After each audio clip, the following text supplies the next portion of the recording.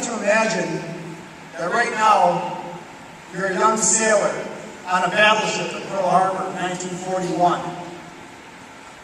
or a soldier in a landing craft off the coast of France waiting for the start of D-Day, or perhaps a nurse or a medic in a field hospital or in a hospital here in the States, or perhaps, even right now as we speak, a transport driver in Iraq who's ready to head down a road unsure of what lies ahead. And as we honor our veterans here today, I think we also need to speak about that other part of the veteran, the families that they leave behind when they go off to do their duty, whether it's the mother, the father, the brother, the sister, the wife. But that, I know, is one of the hardest parts for all veterans to have to endure, perhaps sometimes harder than the combat that they face. Who are our veterans? What have they done, and why are we here today? I grew up in a family of veterans. My great-uncle Frank in World War I. My father and his brother, my uncle, in World War II. And I grew up with friends of our family who were in Korea, in Vietnam, in Desert Storm, and the list goes on. Veterans are all around you. You won't recognize them always with a uniform, but they are veterans nonetheless. My father, Robert R. Kinderman, machinist mate first class, was on the USS Oklahoma on December 7, 1941, at the start of America's entrance into World War II with the attack by the Japanese. He was 3 decks down when 9 torpedoes blew the side out of the Oklahoma. And as he was locked in a compartment with his shipmates as the ship rolled over, they only escaped by crawling through a ventilator shaft. And lucky enough to reach the top deck as the ship was rolling over and pulled themselves over the side, only to be strafed by Japanese planes as they ran down the side of that ship and had to jump from the keel and drop through the burning oil in the water. He survived that day, and later that night was assigned onto the USS Hull, a destroyer, and then was assigned to Halsey's fleet in the South Pacific for the remainder of the war. In 1944, his ship was sunk in a typhoon, and there were only 38 survivors. And he was in the water for 3 days and for 4 nights with no food or water. By a miracle, they were rescued by an American ship, but by that time, sharks had taken 3 of his shipmates. When I was young, I'd hear these stories, and as I grew older and came to appreciate more what he'd been through, I looked at my father, and he was a hero in my eyes. Just as many of you here today are heroes in the eyes of your family. And I said to him, he said, Dad, you're a hero. And his response, so typical of all veterans I meet, was, I'm just another guy. Literally, that was his response, I'm just another guy. There were millions of me. And they came back home, and they worked jobs, and they raised families. So who are our veterans around us? I can't name all of them here today, but I want to share with you some of the veterans that are here today. You got Bill Lake sitting here in the front row, captain in the Army, World War II, France, England, Austria, Germany, reconnaissance, 65th Infantry.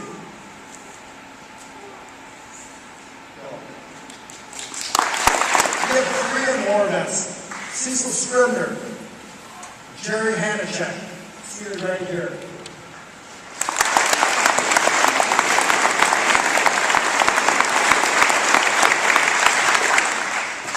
Vietnam-era veterans, Joe Weiss, Air Force pilot, Jim Diesel, Navy pilot, Jim flying over 140 missions in Vietnam.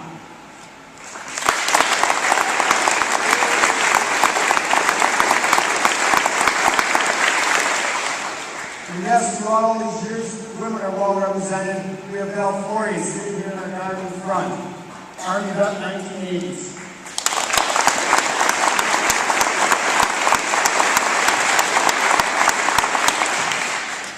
Very often today we talk about the heroes that we have in our midst. And often today we talk about heroes as being athletic heroes, music heroes, movie stars. And this is okay. There's not a veteran here that would begrudge that. But let's not confuse them with our real heroes. Our veterans will never call themselves heroes. But if they are not, then I have to ask you, how can anyone be? And who is a hero? What about the hundreds of men and women right now that are in hospitals, in Walter Reed Hospital, who are trying to regain the mobility and artificial limbs that they lost over in Iraq or Afghanistan, who are just fighting hard to come back and find their place in our lives. And how about our servicemen and women who leave their home and their family every day, not always for the front line, not always the tip of the spear, but millions who have left their families to see to it that we remain a strong and great country that we are. Who are our heroes? These men and women here with us today from the past wars and conflicts of time? How about our present heroes? Last year, Alex Kramer was singing "Oh, What a Beautiful Morning" in Oklahoma. I had the pleasure of buying him his lunch just this summer when he returned from boot camp in the Marine Corps. And how about our future heroes that are sitting here in the stands today that I have no doubt will step up and take their place when the time comes? They are your family, they are your neighbors, they are your friends. They are serving this very minute, right now as I speak, in places all around the world, taking care of you and what we hold dear here in America. What do they ask for? These heroes, they don't need a Lambeau leap. They don't need to be in a Hall of Fame. They don't need to receive an Oscar or an Emmy, and they don't need platinum records. My Uncle George, my father's brother,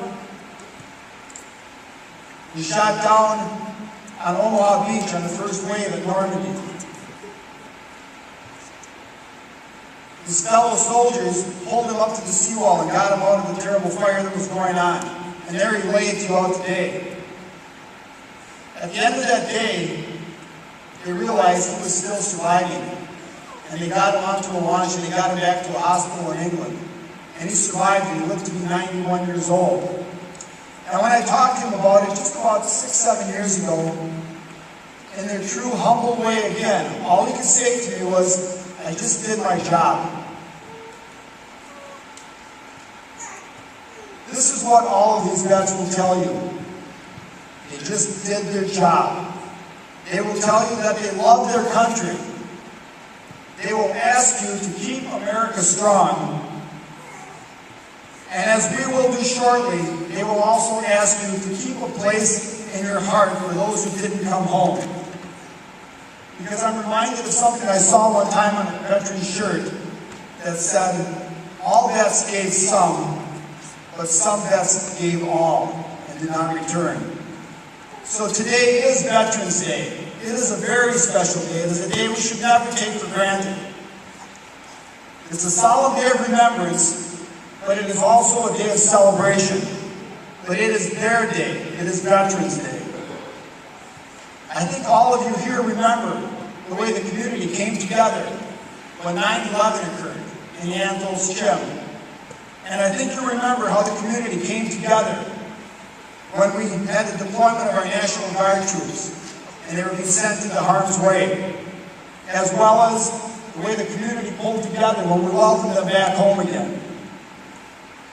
When times get tough, people and communities pull together.